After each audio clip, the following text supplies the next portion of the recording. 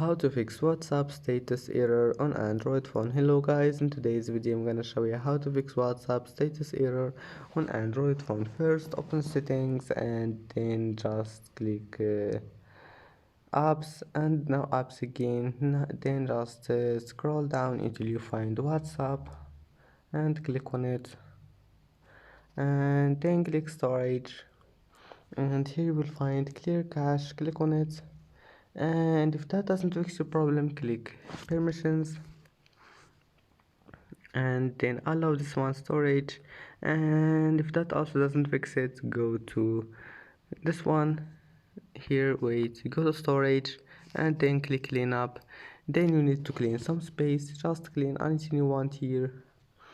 You can just clean junk files if you want. Just click on it and click clean, and your problem will be fixed. And that's it. Don't forget like and see you in the next video.